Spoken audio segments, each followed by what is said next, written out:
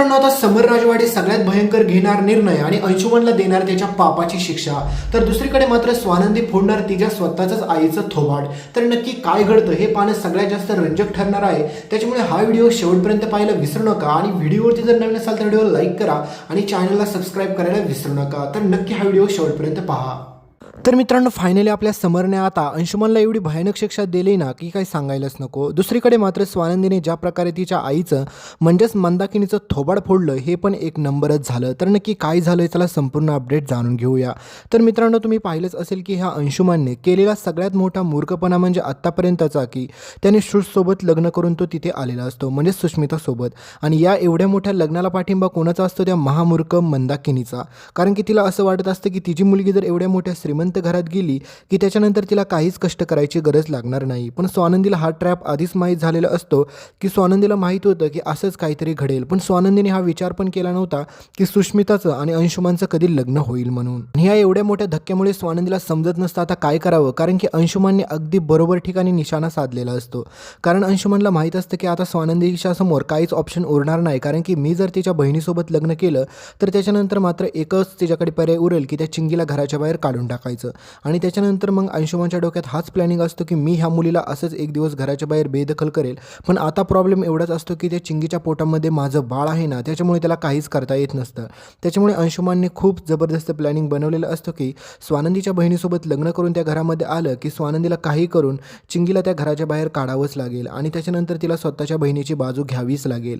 पण आता ह्या सगळ्या गोष्टीमुळे मात्र बिचारी स्वानंदीच्या डोक्याला खूप जबरदस्त ताप होणार आहे. कारण की तुम्हाला माहितीच आहे की एकीकडे स्वानंदीने स्वप्नात पण विचार केला नव्हता की तिचे घरचे असे काय वागतील ते. आणि मित्रांनो, खास करून हे केलेलं कोणी असतं? मंदाकिनीने. कारण की मंदाकिनीने एवढा मोठा महामूर्खपणा केलेला असतो की काय सांगायलाच नको. कारण की मंदाकिनीला असं वाटत असतं की आता तिची एक मुलगी तर त्या श्रीमंत घरात गेलेली आहे, दुसरी मुलगी पण तिकडे गेली की मी यांच्याकडेच येऊन कायमची राहील. पण मित्रांनो, एकीकडे मात्र तुम्हाला माहितीच आहे की स्वानंदीच्या बाबांना, अजिराना आणि सोबतच मात्र आपल्या रोहनला याच्याबाबतची काहीच खबर नसते की यांनी असं काय केलेलं आहे म्हणून. कारण की रोहनचे बाबा तर तुम्हाला माहितीच आहे की बघत असतात की शुश आणि मंदा कुठे गेलेली आहे ते. कारण की त्या बिचाऱ्यांना काही खबरच नसते की पुढे जाऊन ह्या मंदाकिनीने किती मोठा राडा करून टाकलेला आहे. आणि यांनी जे काही आता तुम्ही पाहिलंच असेल की रजिस्टर पद्धतीने लग्न केलेलं असतं, त्याच्यामुळे आता स्वानंदीला एवढा प्रचंड राग येतो की ती आता चक्क तिच्या बहिणीचं तर थोबाड रंगवतेच आणि सोबतच मात्र तिच्या आईचं पण थोबाड रंगवताना तुम्हाला पाहायला भेटेल. आणि फायनली मित्रांनो, आता समर राजवाडेंची एंट्री होताना पण तुम्ही पाहाल. आणि त्याच वेळेस मित्रांनो, कहाणीमध्ये सगळ्यात मोठा ट्विस्ट येणार आहे. कारण की समरला माहीत पण नव्हतं की असं काय होईल म्हणून. आणि समर राजवाड्यांना काही खबरच नसते की अंशुमनने दुसरं लग्न केलेलं आहे. ज्यावेळेस मात्र समर राजवाडे त्या घरामध्ये येतात आणि सुशला पाहतात, त्यावेळेस मात्र समर राजवाडे म्हणतात, अरे तुझं लग्न झालं, कधी झालं, मला तर काही माहीत पण नाही आहे. त्यावेळेस मात्र आता ज्यावेळेस समर राजवाडेला ही सगळी खबर कळते त्यावेळेस मात्र समर राजवाडे विचारतात की कोणासोबत तू लग्न केलं आणि कसा आहे मुलगा, चांगला तर आहे ना, मला येऊन तर द्यायचं. तर त्यावेळेस मात्र आता तुम्हाला माहितीच आहे की आजी म्हणते की सुशने लग्न केलेला हा मुलगा हाच आहे. म्हणजे ज्यावेळेस मात्र आता तुम्हाला माहितीच आहे की अंशुमनकडे सगळेजण बोट करतात, त्यावेळेस मात्र आता समर राजवाड्यांना कळत नाही की नेमकं आता काय बोलावं ते. म्हणजेच मित्रांनो, सगळ्यात भयंकर गोष्ट अशी घडलेली असते की आता सुष्मिता प्रेमाच्या जाळ्यात अशा प्रकारे अडकवलेली असते अंशुमननी की काय सांगायलाच नको. बिचारी स्वानंदी सगळ्या जगाकडे लक्ष द्यायला गेली, पण स्वतःच्याच बहिणीने काय कुटाणा करून घेतला हे काय सांगायलाच नको. आणि त्याहीपेक्षा लाजिरवाणी गोष्ट हीच वाटते मित्रांनो की ह्या मंदाकिनीला सगळ्या गोष्टी माहीत आहेत की अंशुमन कसा आहे, त्याच्यामुळे चिंगी प्रेग्नेंट झाली.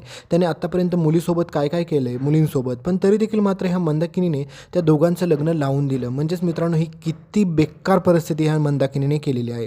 आणि ज्यावेळेस मात्र आता रोहनचे बाबा तिकडे एकीकडे अधिरा आणि ह्या सगळ्यांना ही बातमी कळेल, त्यावेळेस मात्र ते आता ह्या मंदाकिनीची अशी कुत्र्यासारखी धुलाई करणार आहेत ना की काही सांगायलाच नको. कारण मित्रांनो, बिचारा स्वानंदीची त्या घरामध्ये काय इज्जत होती, प्रतिष्ठा होती, ही सगळी काय ह्या मंदाकिनीने डायरेक्ट धुळीला मिळवली. तर दुसरीकडे आता समर राजवाडे चक्क आता एक भयंकर निर्णय घेतात आणि म्हणतात की काही जरी झालं तरी सुष्मिताचं आणि अंशुमनचं लग्न हे कधीच मान्य धरलं जाणार नाही. कारण की त्यांनी ऑनलाईन पद्धतीने जरी लग्न केलं असेल रजिस्टर पद्धतीने तरी देखील ते ग्राह्य पकडलं जाणार नाही आहे. कारण की आता आपल्याला याच्यावरती तोडगा काढावाच लागेल. आणि सगळ्यात महत्त्वाचं म्हणजे आता तुम्हाला माहितीच आहे की समर राजवाडे त्या घरामध्ये सगळ्यांना ऑर्डिंग देत असतात. आणि त्याच वेळेस मात्र तुम्हाला माहितीच आहे की महामूर्ख ही मंदाकिनी आणि सोबतच मात्र मल्लिकाची मुलं म्हणजेच अंशुमन आणि अर्पिता तिथेच असतात. आणि त्या ठिकाणी मात्र असल्याच्या नंतर मात्र स्वानंदी सगळ्यांना सांगत असतं की हे खूप चुकीचं झालेलं आहे, अंशुमनने सगळ्यांना फसवलेलं आहे परत एकदा. आणि त्यावेळेस मात्र आता समर राजवाडे म्हणतात की यासाठी मला काहीतरी भयंकर निर्णय घ्यावा लागेल जेणेकरून जेणेकरून अंशुमनला त्याच्या चुकीची जाणीव झालीच पाहिजे आणि दुसरीकडे मात्र अंशुमनने परत अशी चूक करायच्या अगोदर 1000 वेळा विचार केला पाहिजे. त्याच्यामुळे मात्र आता ह्या सगळ्या गोष्टी चालू असताना अर्पिता त्या ठिकाणी येते आणि अर्पिता म्हणते की काय अंशुमनने चुकीचं केलं, कारण की लग्न केलं स्वानंदीच्या बहिणीसोबत, यामध्ये काहीच चूक नाही आहे. आणि त्याच वेळेस मात्र आपली स्वानंदी अर्पिताला सांगत असते की तू जरा मोठ्याशी बोलते, जरा नीट व्यवस्थित बोल.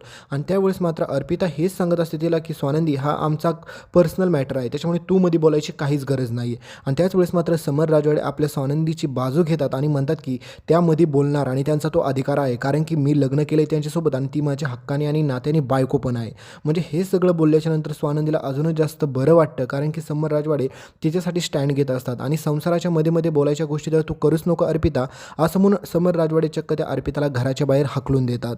आणि मित्रांनो, आता सगळ्यात भयंकर गोष्ट हीच झालेली असते की तुम्हाला माहितीच आहे की एकीकडे आता ज्यावेळेस मात्र रोहन, आदिरा आणि रोहनचे बाबा ह्या सगळ्यांना हे सत्य कळतं की आता या सुष्मिताचं त्यांच्या लग्न झालेलं आहे, त्यावेळेस मात्र त्यांच्या पायाखालची जमीन सरकते आणि ते चक्क आता थेट राजवाड्यांच्या घरी येतात आणि तिथे येऊन माफी मागतात आणि म्हणतात की खूप मोठी चूक झाली आमच्याकडून, प्लीज ही चूक माफ करा. आणि त्या ठिकाणावरून रोहनचे बाबा चक्क सुष्मिताला घेऊन चाललेले असतात. म्हणजेच रोहनच्या बाबांना देखील हे सत्य माहीत असतं की अंशुमन कसा मुलगा आहे, त्यांनी चोरी केलेल्यापासून तर सगळ्या प्रकरण त्यांना माहीत असतं.